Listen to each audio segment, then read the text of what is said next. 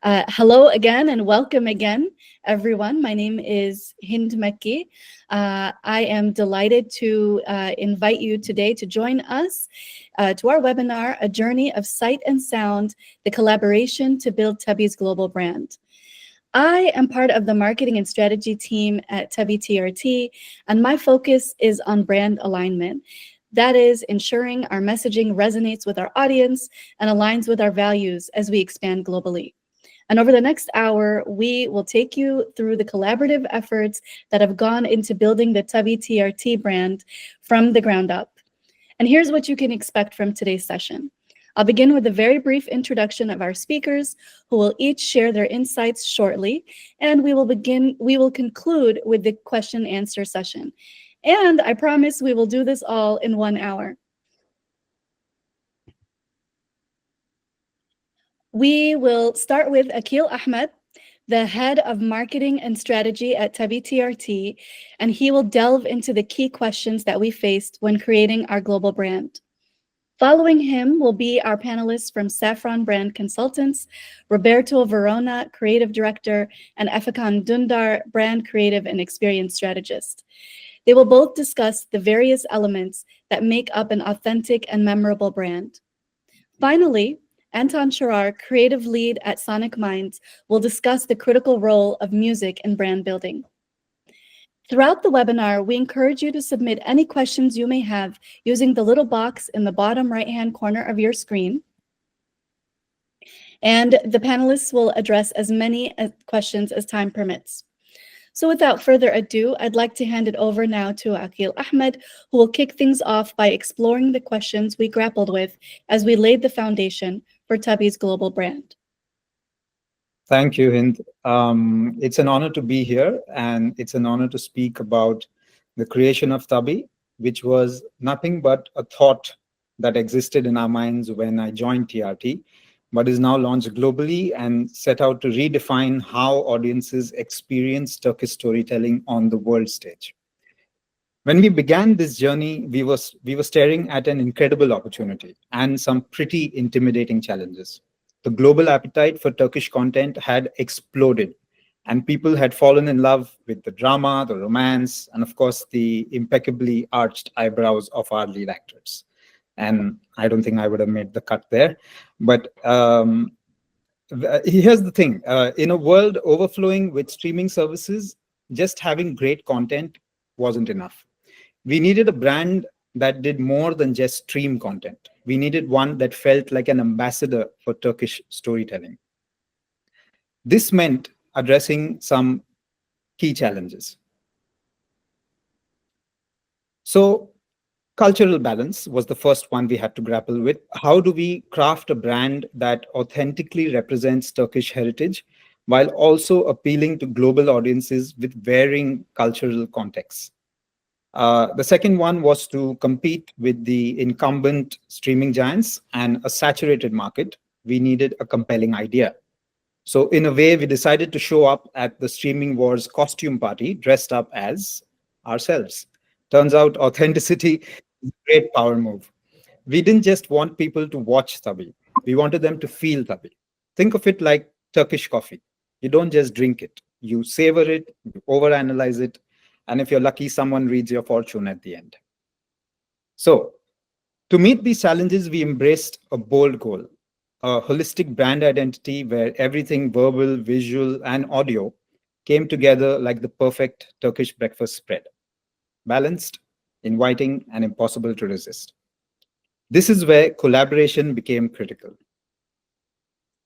We partnered with two exceptional teams, Saffron Brand Consultants and Sonic Minds, to bring this vision to life. And the journey was as exciting as the destination. Saffron helped us define and articulate the visual and verbal aspects of our brand. Together, we brainstormed, workshopped, and debated everything from color palettes to whether a comma could change the fate of our messaging. Spoiler, it can. Sonic Minds made us believe in the incredible power of sound. So much so that we now believe that even our office plants perk up when they hear the Tabii sound logo. Except our moderator, Hind. She managed to kill a cactus. I don't know how these things survive in the desert. but she managed. From subtle sonic logos to dynamic audio cues, they demonstrated how sound could evoke emotions, build connections, and create an instantly recognizable brand identity. Together, they made sure Tabi wasn't just a platform, but a feeling. We set out to become a brand that connects, resonates, and inspires. So, what impact did this have on user engagement? The results have been quite remarkable. We've been able to create an immersive environment where users feel connected to Tabi from the moment they encounter it, whether through a cinematic introduction or a simple app interface. Every interaction feels intentional and engaging. The harmony between sound, visuals, and verbal communication fosters trust. And trust is the secret ingredient to any long term relationship, like me and my gym membership. It's built on my gym forgetting that I exist. The third thing is the recognition we got from our Sonic logo, which became a key differentiator, providing instant brand recall. Paired with our distinctive visual identity, it ensures that audiences not only recognize Tabi, but remember it as a uniquely emotional experience. How do we get this harmony across elements? One of the most pivotal aspects of Tabi's success has been the holistic integration of visual, verbal, and sonic identities. By ensuring these elements work in harmony, we've been able to create a brand that is not only consistent, but emotionally resonant with the people. Visual, verbal, and subtle audio cues create a multi-sensory experience that draws users in. And this harmony across elements ensures consistency across touchpoints, whether users are watching a trailer, scrolling on social media, or navigating the app. The visual identity is the first thing that users noticed. For Tabi, this meant creating a design system that felt modern and global while staying true to the essence of Turkish storytelling. Saffron developed a logo and a visual language that draws from the intricate patterns and colors of Turkish art, while keeping it simple enough to shine in digital first environments, obviously, because it's a streaming platform. The color palette evokes warmth and richness, reflecting the emotional depth of our content. The typography strikes a great balance between tradition and modernity. The verbal identity, on the other hand, plays a crucial role in shaping how audiences perceive Tabi. Like the visual is more about sound, the verbal is all about perception. A tone of voice that is warm, inclusive, and conversational, mirroring the essence of Turkish hospitality in a way. Every tagline, caption, and description is designed to invite users into a world of storytelling, making them feel like a part of a larger community. Our messaging prioritizes clarity and emotional resonance, ensuring that even in diverse markets, our core values shine through. Sonic Minds helped us create a sonic identity that complements the visual and verbal elements seamlessly. The Sonic logo is, and you'll hear it later when Anton takes stage, is a memorable soundbite. It captures the brand's essence and provides instant recognition. Of course, I won't be able to do justice through words to encapsulate this, so you'll just have to wait for Anton to take you through that. In fact, I'm so sold on Sonic branding that I'm asking Sonic Minds to design my personal theme music every time I enter a room. But they say they can't match something that epic. Uh, I mean, who would blame them? What is the impact on user experience? So enhanced engagement, of course, because users stay longer on the platform, drawn by the immersive and emotionally rich experience, therefore find more content. Stronger emotional connection. So the interplay of sound, visuals, and words creates a deeper bond with audiences. And the global appeal. The brand feels cohesive yet adaptable, allowing us to lend ourselves to diverse cultural contexts without losing our core identity. What role do the visual and audio elements play in building a brand? So the first and most important thing is the emotional connection. So a well-crafted visual identity, including logos, color schemes, and typography, creates a sense of trust and recognition. Netflix's red and black palette has become synonymous with premium entertainment. Similarly, sonic elements tap into the audience's auditory senses, creating a multi-sensory connection that deepens emotional engagement. Again, think about Netflix's iconic Tadum sound. I mean, that 2-second logo is more than just a sound. It's an emotional cue that signals excitement, curiosity, and familiarity. When a brand consistently triggers positive emotions, audiences are more likely to return and stay loyal, which is why I keep going back to my favorite coffee shop, even though they still manage to spell my name wrong in increasingly creative ways each time. How do brand elements differentiate in a saturated market? In today's crowded entertainment landscape, it's not enough to sustain long-term success. Visual and sonic elements serve as differentiators, making a brand stand out in a sea of competitors. A distinctive brand identity ensures that its trailers, ads, platform interface are instantly recognizable, even without explicit mention of the brand name. Not that I would use an ad without the brand name. My boss is watching this. Um, Brand recall. So audiences are exposed to countless options daily. Visual and sonic elements work together to create that brand recall, ensuring that audiences remember and return to the platform. Think about how jingles, sonic logos, or even UI sounds become ingrained in memory.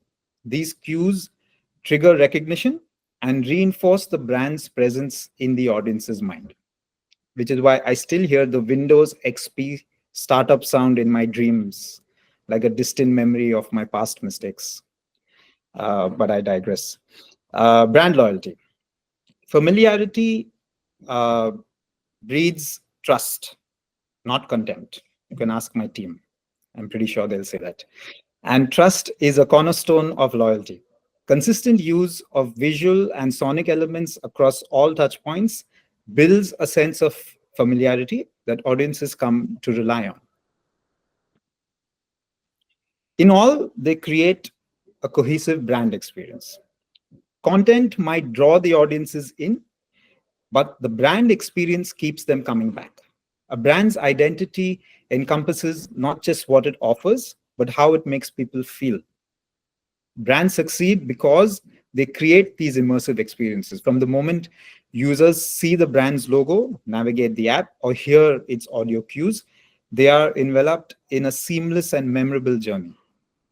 Without these elements, the brand risks being reduced to a mere content aggregator rather than an experience provider. So coming to my last slide, it's not just about the content. Let's consider an alternative scenario. If Netflix released its shows under an unrecognizable name with inconsistent branding, would they still achieve the same level of success? Likely not. Yes, if you have great shows, the content itself might attract some attention, but content is agnostic. The absence of strong brand identity would make it harder to sustain interest, drive recommendations, and build loyalty over time. People don't just engage with content, they engage with the promise of the brand that delivers that content. In other words, great content without strong branding is like a gourmet meal served on a paper plate. And now that I've cooked the meal, we can move on to the plating up of it with Saffron. Thank you. Brilliant. Thank you, Akhil. Hard act to follow that. I don't think mine's doing anywhere near as funny as your segment. But yeah, so when it came to the branding for tabii, we obviously at Saffron have our way of doing things, not just for tabii, but for every brand that we work on and every client that we work on. And it comes down to one word that Akhil mentioned quite a lot in his section, which was memorability, right? recall, memorability, however you want to frame it. It's basically, you know, the thing that we think is most important when it comes to brands. When we think about brands, we think about experiences, we think about moments, and we think about how we can make those moments and those exchanges and interactions with brands as memorable as possible. And now for us to do that, what we do is we have these 6 levers, or these 6 memorability keys that as we call them, that will help brands to define and maintain that memorability throughout every experience and every facet of the experience that they build. So the first thing is about, you know, grabbing attention and then kind of keeping that attention by involving people in the world of the brand. You know, really utilizing storytelling to be able to, you know, keep that attention and that involvement going. But then, you know, once you've built that brand, once you've established that experience, again, as Akil was saying, things like repetition and consistency, which maybe aren't the most, you know, sexy things when it comes to branding, can be just as important as well, right? Maintaining an experience and making sure that experience is similar and delivers on that same promise every single time. And then fundamentally, hopefully, once all of those keys have been achieved, then you can really deliver a sense of emotion and that sense of loyalty and coming back again and again, which we know is key to building any good brand. And we know this because, you know, in our experience, we've worked with some huge brands from around the world, and memorability matters. And, you know, no matter what industry you're in, whatever sector you're in, you know, Akil mentioned a lot about the streaming sector specifically. Memorability is obviously a key part of that, and being memorable is how you build those long-term relationships with your communities, with your audiences, and fundamentally with your consumers as well.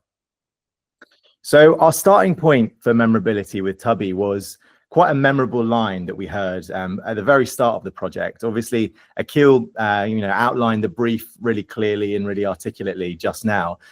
But of all of the ideas that were kind of flirting around in those initial days of our early conversations, there was one that really struck a chord with us, which was this idea of for the next 5 billion, by the next 5 billion. And it really represented this idea of Tabii being this alternative to the existing world of Hollywoods and Netflixes and Prime Videos. And for us, that was a really brilliant and really inspiring brief that really got our creative juices flowing and really set us up to think about Tabii in a really unique way and start to build that story and that experience that has been at the heart of the brand. So with that in mind, we actually went over to Istanbul and we spent some time with the team.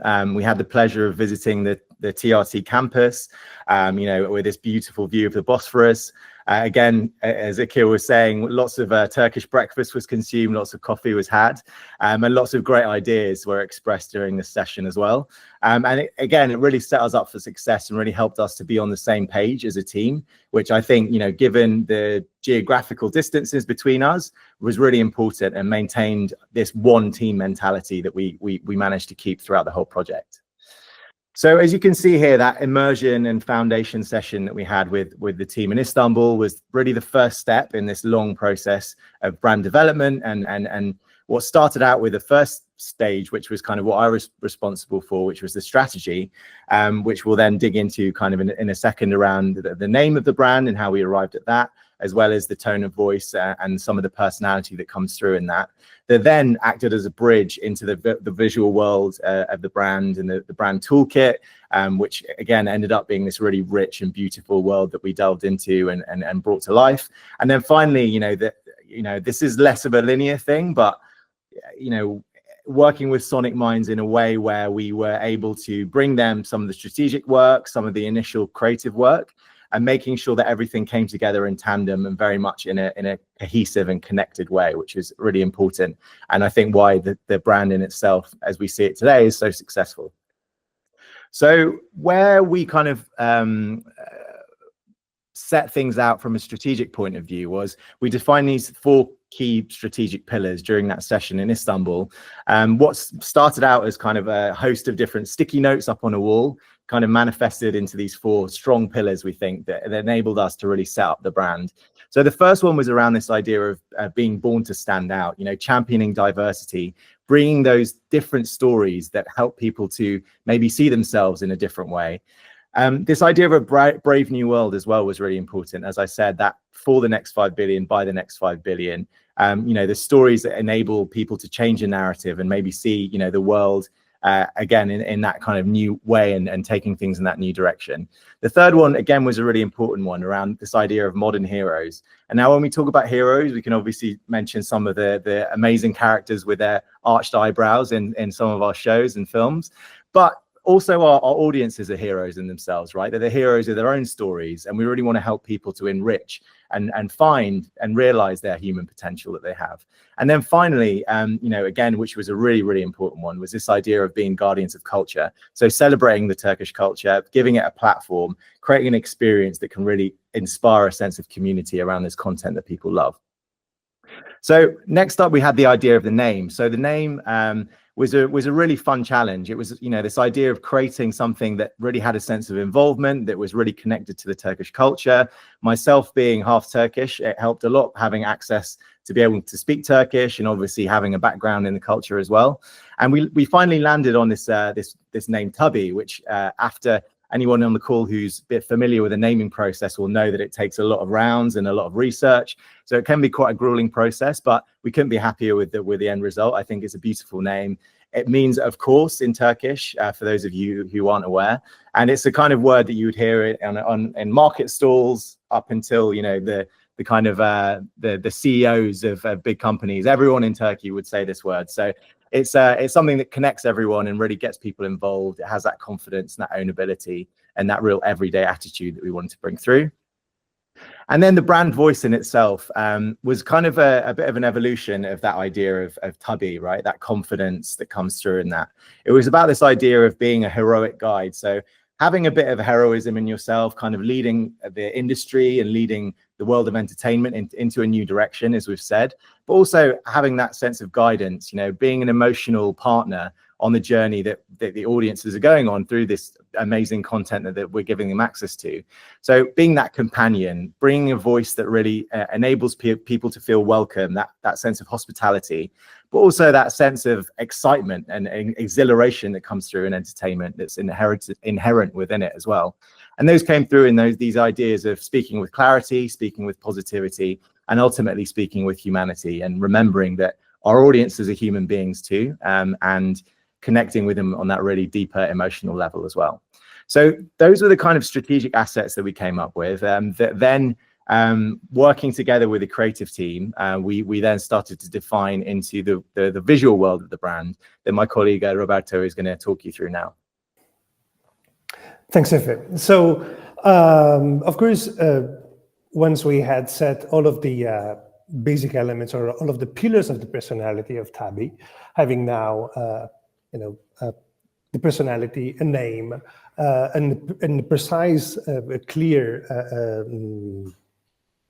mission to accomplish. So we wanted to, as Akil said, we wanted to stand out in a very crowded market, but at the same time, we need to be brave here because, of course, there was a lot of work to do here in terms of standing out and making our voice loud and clear, and that everybody could see and hear us. So we started to ask ourselves, how can we start to represent this idea of the modern hero, this heroic guide that our voice needs to have. Of course, it's not about being superheroes, but there is something in the idea of the hero that was starting to trigger a little bit of a storytelling. A hero is someone that takes care about you. So entertainment is, in a way, something that cares about your time, about your free time, about your passions, about what you really you're willing to watch on TV, and all of your personal tastes and all the rest. At the same time, we thought it is as well something that has to do with the adrenaline for the show. I'm expecting to see the new chapter of XYZ TV show. And then, of course, we know by experience, we probably all are users of many different platforms, and we have been following so many TV shows, and we know that at some point when it is the next chapter that we are looking for, there might be a surprise, there might be something happening. So all of these ideas were starting to take shape into a shape somehow. So a surprise is a spark. A surprise is something that keeps us, with a little bit of the breath stopped for a second. And then as well, tabii is providing a wide range of contents, and of course, he's talking about this dynamic community that is representing, which also tackles into one of the pillars of being guardian of the cultures. So all of that was sort of, taking us the idea of, let's see how we can somehow represent a little bit of a new reality for this platform that now is going into market. So a little bit of if you want, a bit of an academic exercise. So looking into here, of course, what we have at the moment on screen are probably just icons of what we would mean by looking into the culture. Of course, there's a lot of heritage in the Turkish culture, in the Turkish color palette as well, if you want. Something that, if we just close our eyes a little bit at the moment and we think of something that is related culturally to this geographic area, we can probably see clearly something that we have here in this slide.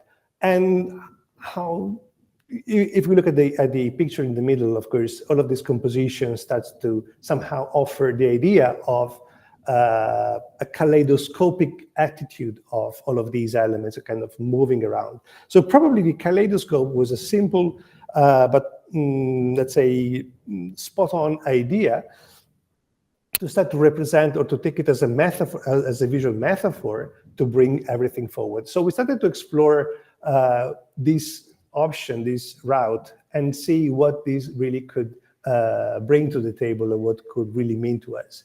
And here as well, we have a little bit of a summary of some of the explorations we have done. So what if we take a kaleidoscope as a metaphor of delivering all of these great variety of contents, but at the same time, having an element that also triggers this sense of bravery, this sense of this heroic guide, and does have, at the same time, visually, together with all of the footage of the TV shows, also brings this idea of being brave, bringing the guardian of the culture, delivering all of these emotions that the TV show needs to deliver to our audience.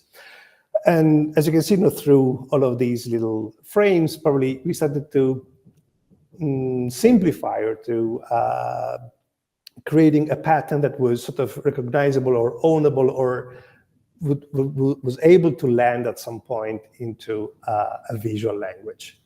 A little step onto the colors as well, which is also important. Turkey today is known also because of, it's a reference for a specific color, which is the turquoise.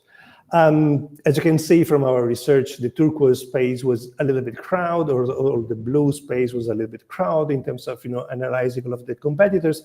So we decided to move slightly toward a more minty color, which was able to preserve at the same time a pinch of this turquoise that we wanted to have as one of the elements of the cultural heritage that we wanted to take with us.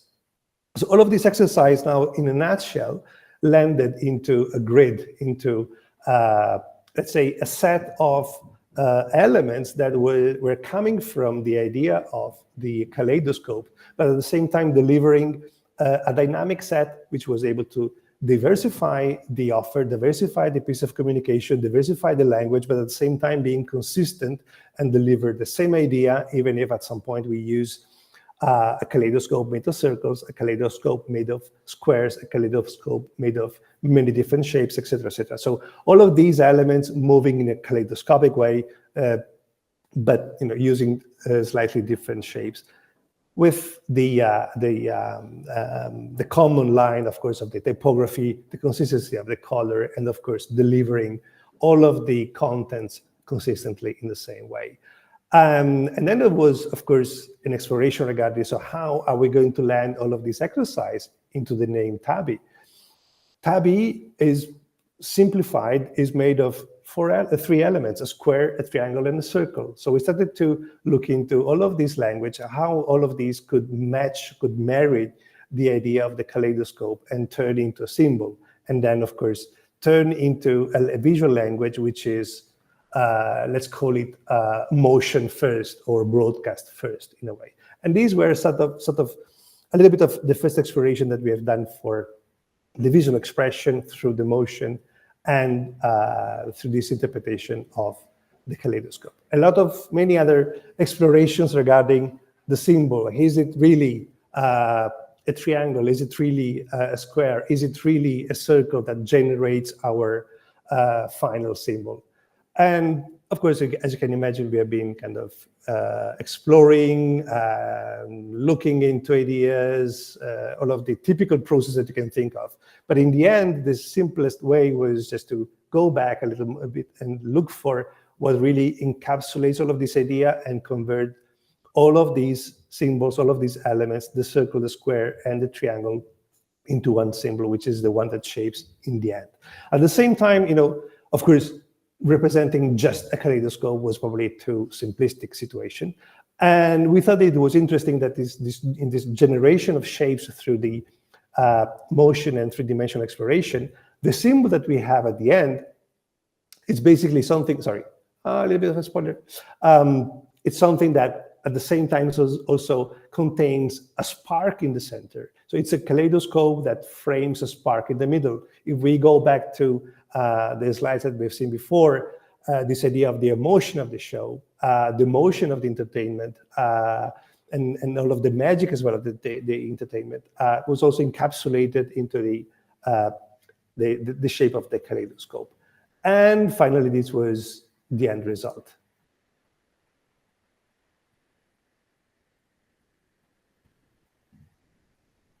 So this is the,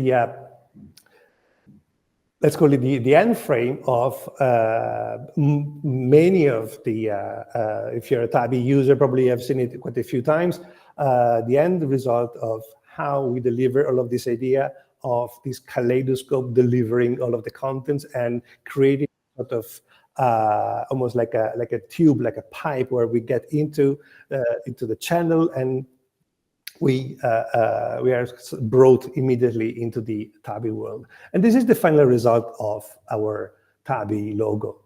As I said, this idea of the bravery, the standout, the hero, the guardians of the culture, etc., was also taken through the preciousness of the materials that we wanted to use as well, this transparency in this mint turquoise color. And as you can imagine, the visual language that we have seen before had many different kind of applications and many different kind of ways of giving this interpretation to the visual language. And here is some application of how everything came to life in communication, in the packaging, in merchandising, in the communication on the street, on your mobile phone, when we watch a TV show on a tablet or on a mobile or on TV, etc. etc. So a consistent visual language brought to life as well through a consistent motion language. The basics, of course, are basic. Our basic elements, our logo, the different lockups, the main color palette, our typography, etc., etc. All of the ingredients that help us to set everything in stone. And here, a little bit of an overview of a bit of the range of the application that we had to develop in order to give TRT tabii a solid, let's say, a solid toolkit to start to work with the visual identity, or the visual language, and to bring our voice to life. And finally, we had, everything, like a little bit of an orchestra moment where everything comes together through the kaleidoscope and through the different interpretation of the motion language when we use the triangle, the square, or different kind of shapes that are helping us to bring all of the TV shows to life. And having said that, I have the pleasure to leave the microphone to Anton. Thank you so much, Roberto. Really an awesome presentation, everyone. Great. So at Sonic Minds, we're driven by the power of sound and music, and we collaborate with similarly like-minded brands who also wish to create stronger brands and more engaging user experiences. And in everything that we do, we look back at our philosophy. Silence nowadays is a scarcity, it's a luxury.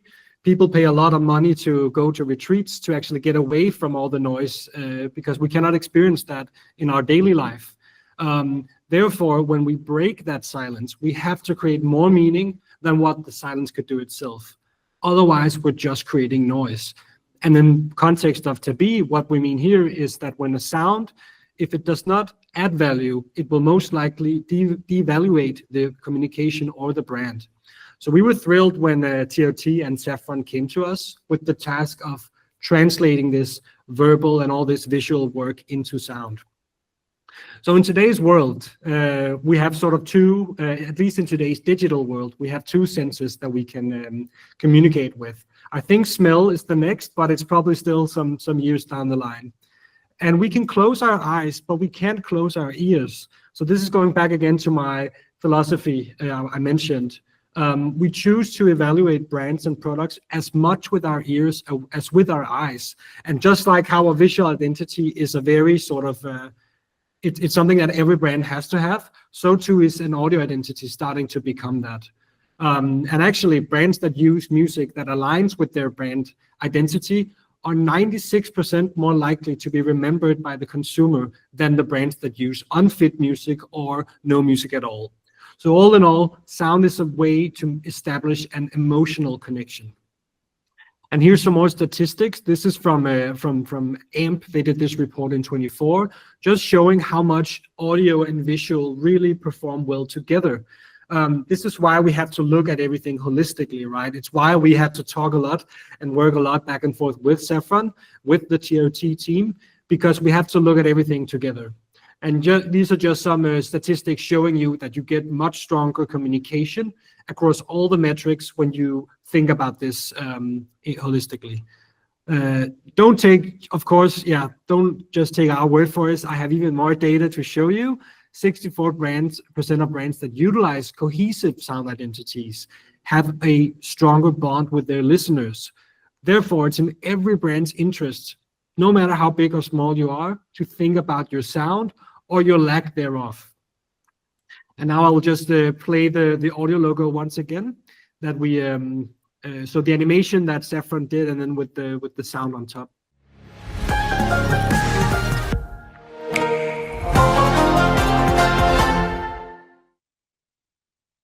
So what effect did we hope to achieve with this sound identity? And how should it relate back to our story? In its essence, when we ask about this, it's because we know that the story is extremely important for the overall perception of the sound, both internally as well as externally.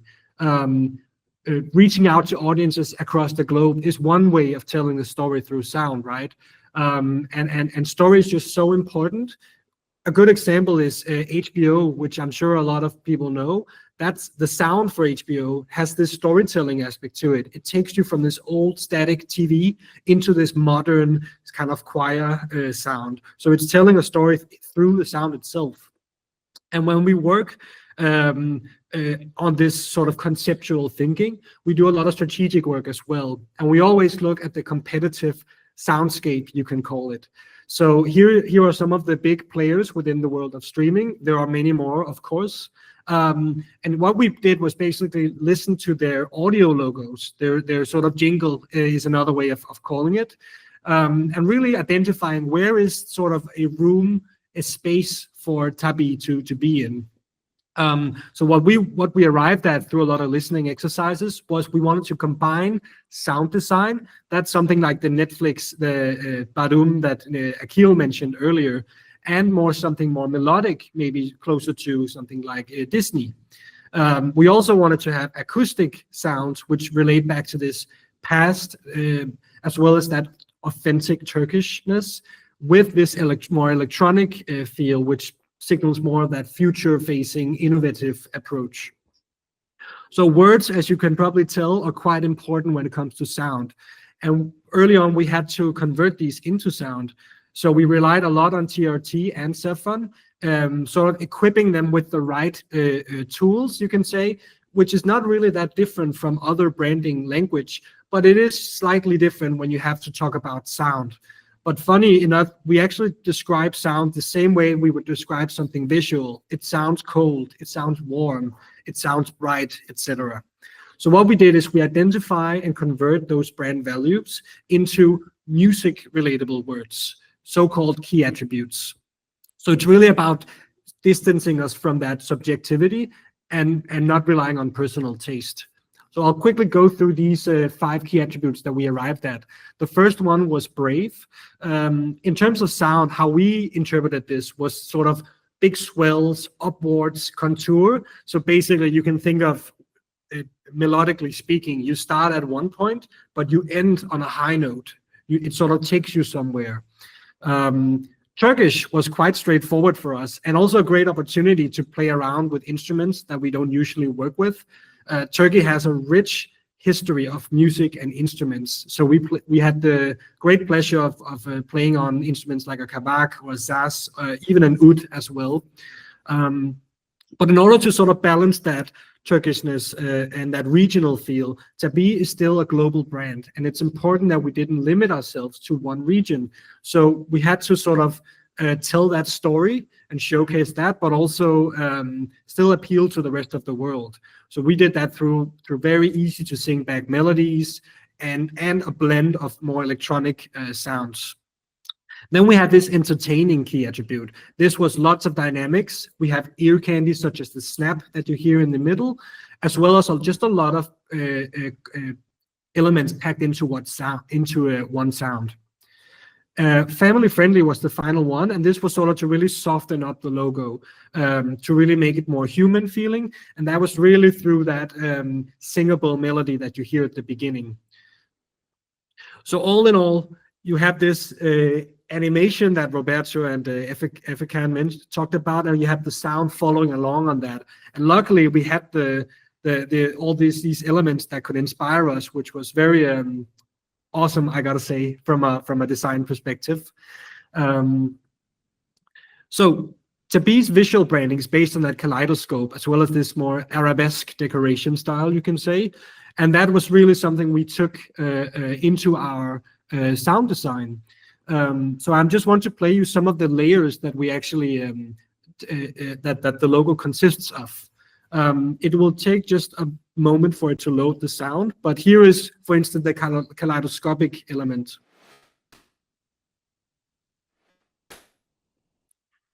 Is it load?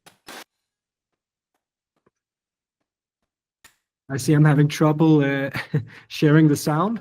Let me just try this again. Is everyone still seeing my screen? Okay, let me just refresh my screen very quick here.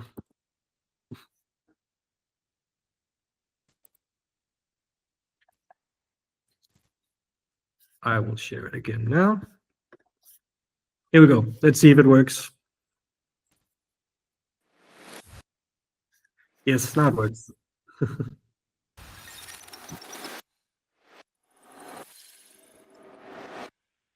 Great. So here you hear this movement in the sound. We call it tactile sound design. It's really those glassy, sharp textures to kind of reflect that in sound. We also had the snap. This was something that we talked a lot about with that, of course, behind the tabii sound, and how we could add this hook element to it.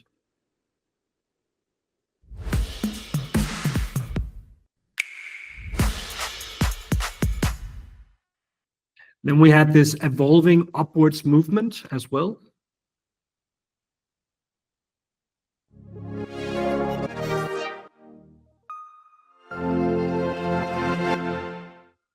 You hear how it really ends you on a high note, giving you that resolution. And finally, traditional instrumentation to bring that authenticity.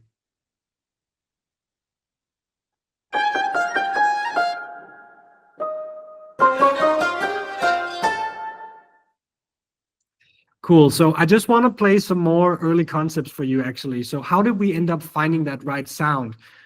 We explored many directions. And these are just a small sample size, but showing you our overall approach. So I'm actually just going to switch my tab over here to some of the early concepts, as well as some of the later ones. Hopefully you can hear how it starts in a lot of different directions, but it sort of suddenly starts sounding more and more like tabii.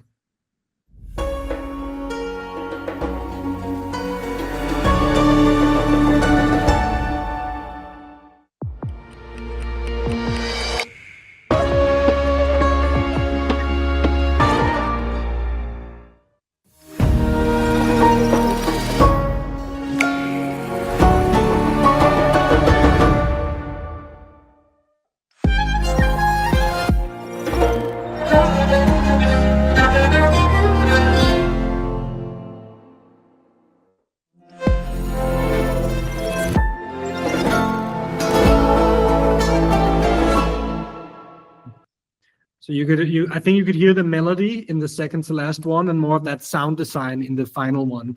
And it brings me back listening to sort of what could have been. But I'm sure we all agree that the selected sound that we have, the finally developed upon one, is the best one for tabii.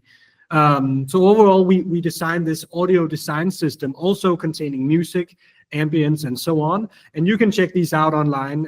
Unfortunately, I don't have time to play a whole piece of music. But overall, the keys to success when making a sonic brand is really to have a solid brief, defining the brand as well as visuals, ideally.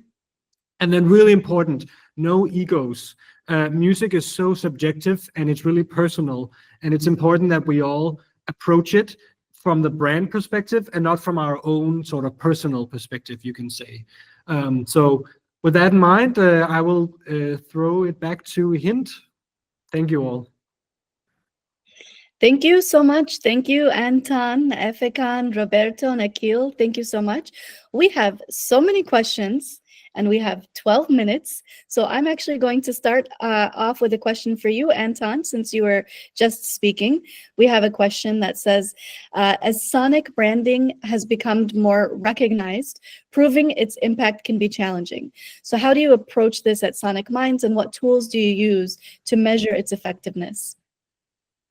Thank you, Hint, and yeah, thanks for the question. Proving the impact of sound is a challenge, yes, as sound often accompanies visual material, right? It's hard to sort of gauge it on its own, unless you're in like a podcast space, let's say. However, we do see the impact, particularly when we do market testing. So you can both do a test with the visuals, but where you're changing the sound but keeping the visual.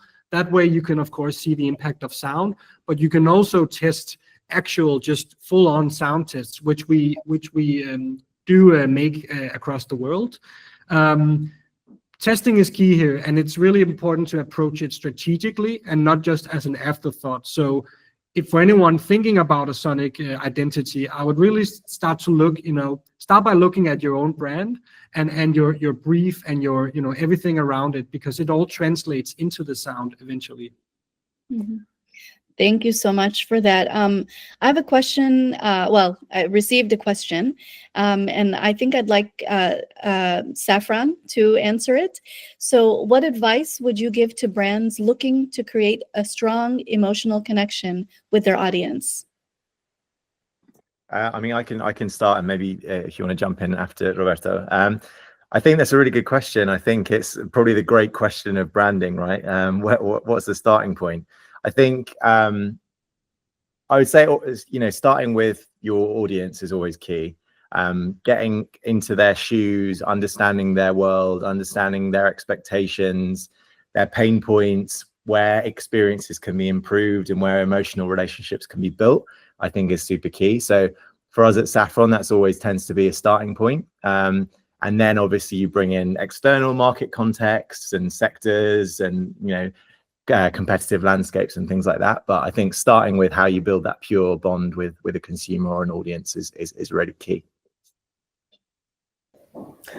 And what I could add is, in order to achieve the emotional connection with the audience, is really kind of closing the circle from having clear what you want to achieve and going through a solid strategic process, which is kind of, for us, is always the humus or the seed for what comes next, and how all of that, consistently from strategy starts to land into design, and then, like in this case, into motion, and then sonic, so that all of these ingredients are very, very connected and wants to deliver solidly, consistently to what we want to achieve.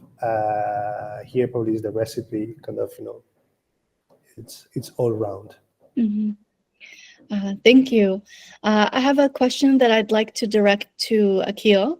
and I'll expand it a little bit. The question says, can you please share the process of how did you come to an agreement on which sound is better? Did you use tests? But I'd like to also expand it a little bit, and that's, to also include the logo and the visual. So like, how did we actually come to the agreement by the end of using what is now the tabii audiovisual logo? Yeah, that's a great question. It's actually something which I wanted to say right after Anton's presentation, because when we went through the entire iterations that we had, it was quite nerve-wracking, because we were deciding the fate of the brand in a sense. And there were so many people on the table with so many different perspectives. When you come from different backgrounds, you have very different perspectives from music.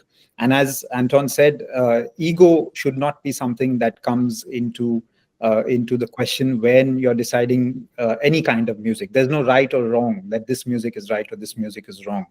But it's very, so there are three parts to it. One is it's very instinctual, in the sense that what you feel, and you need to live and breathe the brand. So you need to know what the brand needs to stand for, as Efekan said, from the audience point of view. What does the audience need to feel when they hear this music? So when you think of it from that point of view, what the audience needs to feel, what you want your brand to stand for, then you start to eliminate certain things. And then, of course, with the experience of the people who were on the table and deciding, we managed to eliminate a few things, come together on a certain tune and a certain audio logo.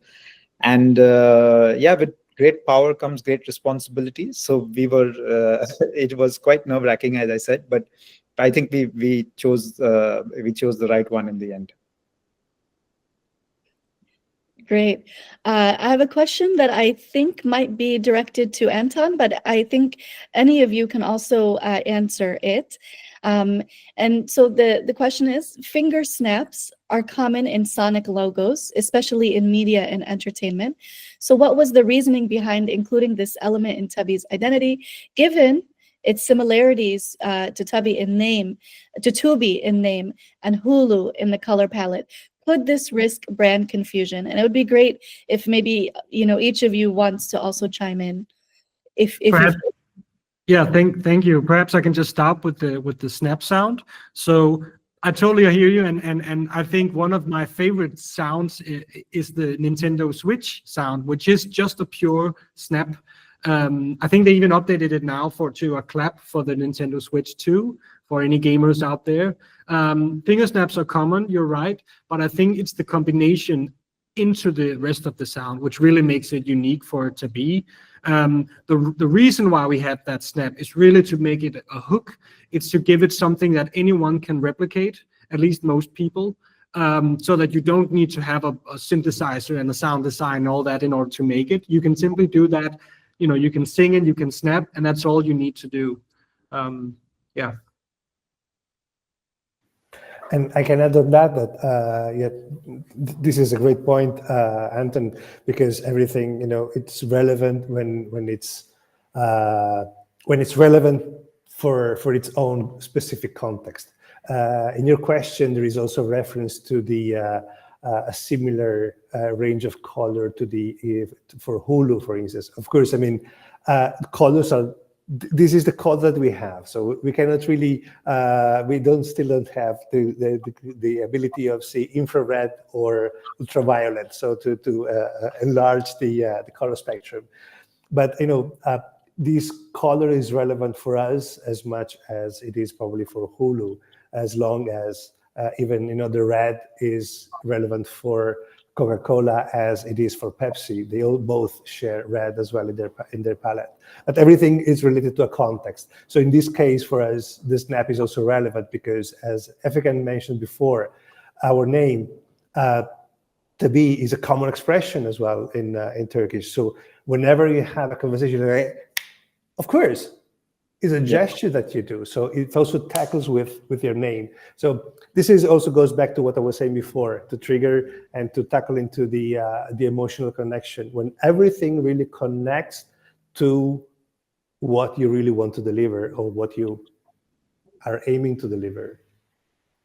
Yeah, and just to add on to that, I completely agree with Roberto. I mean, the snap, I think, very organically lended to the word tabii, because if you're Turkish and the way tabii is used, it very organically lended to it.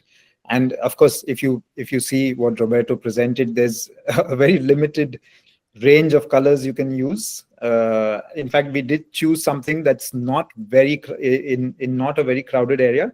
And the way we got to it also, as Roberto explained, was that from the colors that represent Turkey, in a way, from the turquoise, and because turquoise was so crowded with the blues and turquoises with Disney and Amazon and all of that, we sort of molded it into this sort of color. And yes, it does have an overlap with some of the brands, but as long as you have your own identity and you use it well, I think each one has its own space. Great. We have, I think, time for just one last question, which I'm actually going to direct to Efekan, and you'll see why. And the question is two questions in one. How do you see the user experience evolving as tabii grows globally? And then with that global frame, why Turkish? Like what is it that links the Turkish series to the global user? It's a good question. I mean, I think maybe from a kind of user experience perspective, it'd be great to get Akil's point of view, because I know that you guys are growing and you have big global plans for the platform. From a Turkish linguistic point of view, when it comes to the name, I think there's a reason that the Turkish culture has caught on and caught the hearts and minds of people across the world, right? I think, as I said, it's a kind of really nice alternative to your traditional Hollywoods or whatever kind of more Western focused entertainment, because a lot of people around the world maybe have slightly more traditional or more family-based values, or a different point of reference, let's say, when it comes to the cultural outlook on the world. So I think Turkey, it's always been a bridge between East and West. And I think that's the reason why, all the stories, all the history, all the rich cultural nuances that come through in the entertainment have caught the imaginations of people from the Balkans to Latin America to parts of Asia as well, and why it's been such a global success and continues to be so. Great. Akil, you want to have the last word on the expansion of tabii globally and the user experience? Yeah, I don't think we look at it as we're trying to export Turkey to the world. It's more Turkish entertainment is already loved across the world, and as Efekan said, it's because it's a bridge where people right across the East and people in India, where I'm from, and even people in Latin America, they really relate to the culture. And so we are just trying to get this culture. It just happens to be Turkish. We're taking these stories which people love and putting it out there and giving it a platform. That's the reason we thought of this project in the first place, to build a community. And I think the sky is the limit. Yeah, the sky's the limit. This is the limit of our webinar right now. It is 6 p.m. here in Istanbul, and we have spent really an engaging hour. And I want to thank all of my co-panelists, Anton, Roberto, Efekan, Akil, and all of course, the teams that you have at Sonic Minds and Saffron and TRT Tabii that have also been working behind the scenes to put this webinar together and to put, really the work that puts Tabii TRT together. Yeah, thank you all so much. Thank you. Thank you, everybody. Thanks, everybody. Thanks for joining. Have a nice evening.